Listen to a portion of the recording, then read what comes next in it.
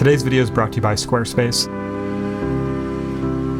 When I started working with film again back in 2017, never would I have thought that we would see a manufacturer like Pentax build and release a new film camera.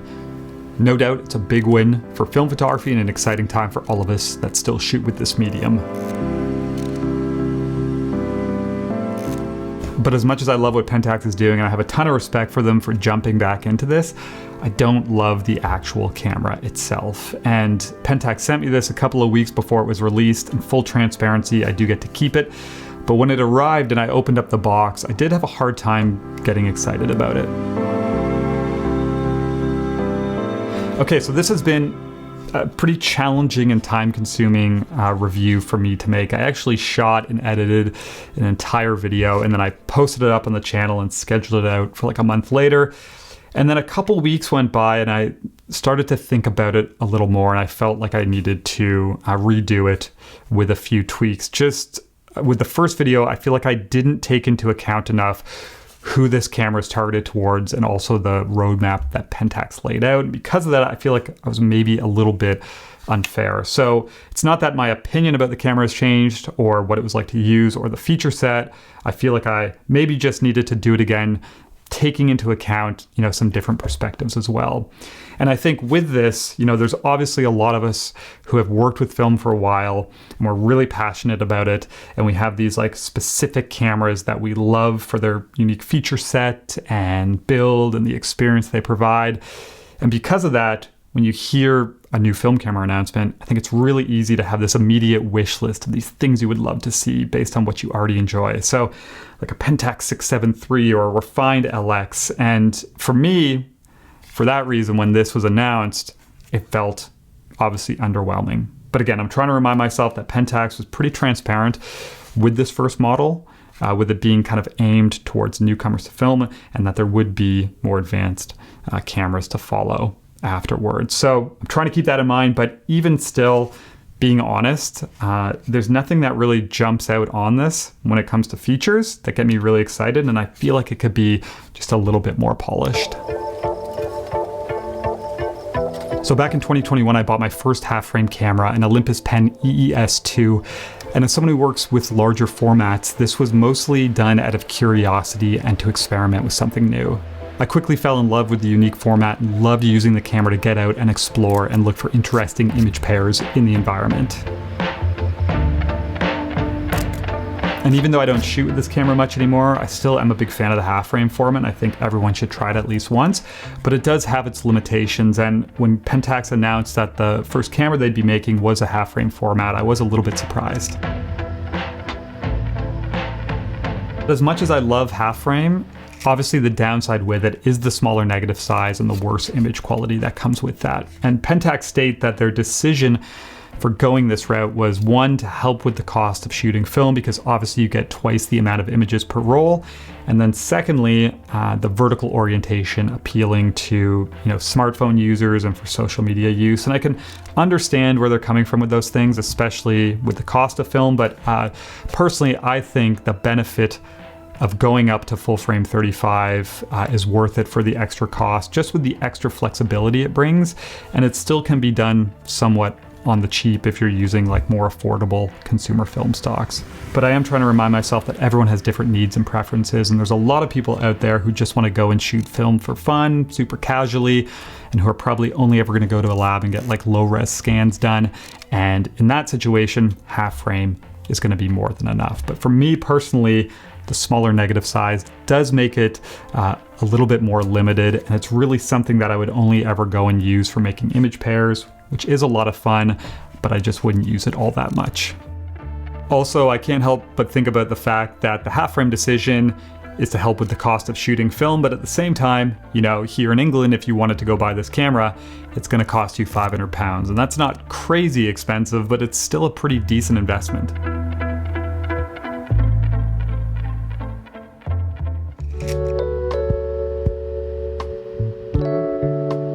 All right, so let's get into the specs and actually using the camera. Overall, it has a pretty standard feature set, so it has 7 different shooting modes. To be honest, I had to actually do a bunch of research Googling to find out the specifics of a few of them.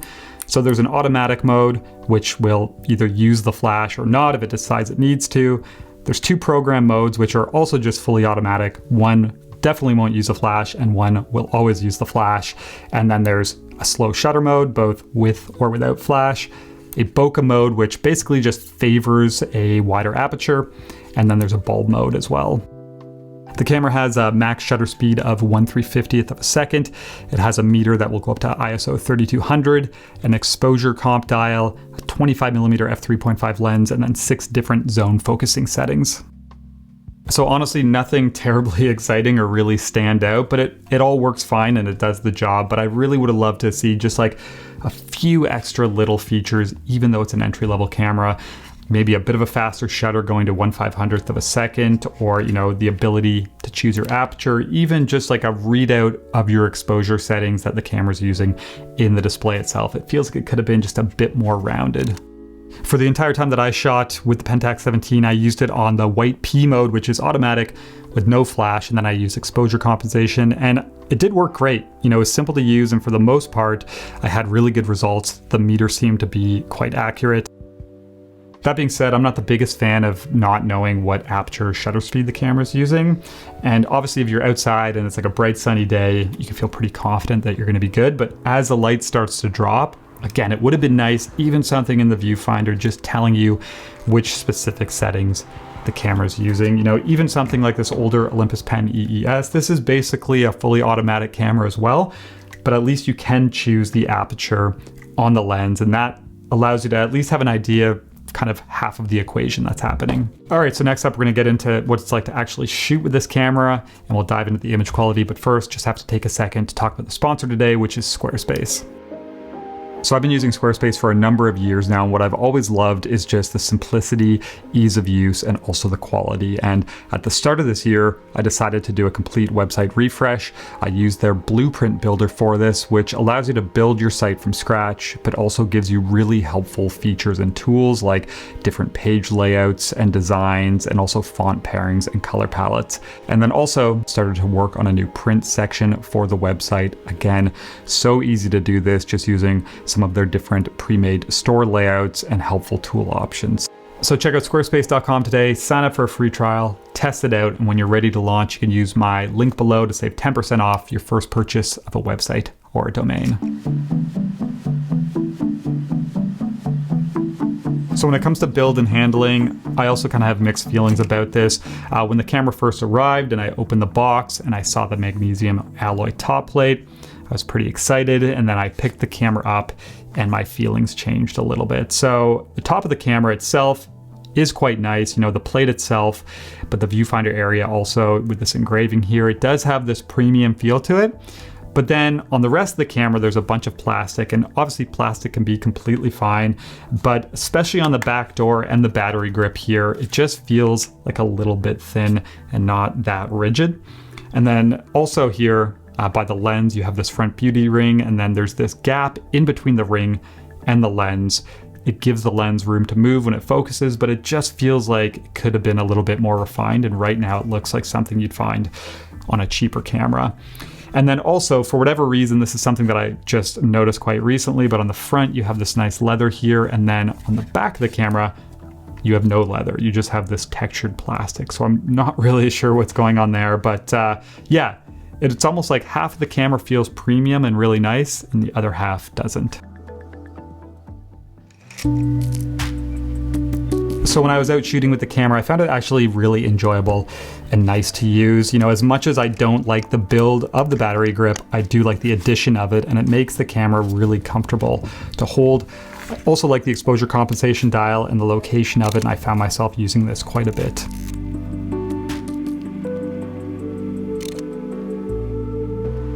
With the viewfinder, there is 2 sets of frame lines. So there's kind of your main set, and then there's a smaller set for when you're focused closer. And these are both just fixed. They're permanent. They don't move or switch or anything like that. And I found with some of my images where I was using the closer focus modes, the images ended up being a bit wider than I expected. So this could have just been user error, or it could have been the accuracy of them. maybe something I'll get better at as I use this camera more. And then there's also in the viewfinder a little display that shows you the zone focus mode you're in. And this is a nice feature. It works fine, but again, it's just like a simple magnification of the logo, and I feel like it could have just been a little bit more polished. And then the only other thing here is the winder. So obviously it works completely fine, but I did notice my thumb was gripping onto the mode dial because they're so close. And there were a number of times where I'd go to wind the camera on and it'd actually switch into a different mode. So I'd love to see a lock on maybe a future camera. So when it comes to the lens, the Pentax 17 has a 25mm f3.5, equivalent to around a 37mm on a 35mm full frame camera. I found the description on the lens interesting. It says it has a 25mm traditional. I don't really know what that means. And then this has Pentax's HD coating, which is the coating they use on all their optics nowadays.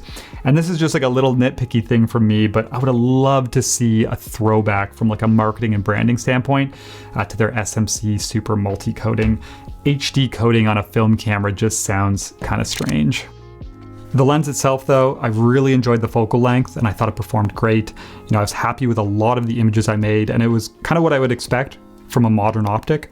Held up well to flare, had nice contrast, and was quite sharp. So you are definitely getting a very good lens on this camera. I will say though, especially on something like half frame, you know, if you're only gonna go and get like standard lab scans done, lower resolution, I doubt you're really going to see much difference between the lens on this camera and say on something older like this Olympus pen. So it really kind of depends what you're doing. But for these images in this review, I digitized them using a 40 megapixel full frame Sony setup with a Sigma macro lens. And for the Pentax shots, as you can see at 100%, you know, they look pretty sharp and detailed considering it's half frame, and also considering I was using 400 speed consumer film stock. And just for fun, I used the same Sony setup to digitize one of my older negatives that I shot using the Olympus pen setup. And as you can see, it still looks pretty good as well, but I do think the Pentax is a bit sharper overall and certainly better across the frame. So yeah, overall, you know, the Pentax 17 is fine. It's a good camera that you can go and make images with. I think it's just all gonna come down to personal preference. You know, if you're really into half frame and you're okay with the feature set, then you can obviously go and buy this brand new. You get a warranty, it's gonna be reliable. And that's something that we really can't say too often nowadays in the film world. Or if you're brand new to film and you just want a headache-free experience, you can go and buy this. You know, the extra frames are going to allow you to go out and kind of experiment and learn and have fun. But for me personally and what I'm after, there's no kind of standout features or really anything about this camera that would make me want it at this price point. And, you know, I don't want to say it's too expensive because I have no idea what it costs to design and manufacture a brand new film camera. I just know that personally it's more than I would want to spend. And if I were going to go and say spend £500 on a half frame camera, personally, I'd go and get like an older Pen FT and have it serviced and have something that excited me to use it quite a bit. But also that's taking into account that I'm comfortable with the risk that comes with an older camera. So overall, you know, I did enjoy my time with this camera and I was actually quite happy with a bunch of the images I made. It performed fine, but in the end, I'm gonna pass on this. But I do wanna, you know, congratulate Pentax for what they've done. I think it's really cool how quickly they made this happen, and I think it's going to get the ball rolling, and hopefully we'll see, you know, some kind of expanded versions of this in the near future. Personally, what I would love to see is a more like premium feeling, full frame 35mm camera with maybe some technical upgrades that make it a little more exciting to use when it comes to like viewfinder or even different metering modes. And then also maybe just like a more robust and simplified kind of build and design, a bit of a throwback to some of the older cameras that we love and use. But yeah, that's it for this one. Hope you enjoyed this review. Would love to hear your thoughts below. And other than that, just want to say thanks for watching, and I'll see you soon.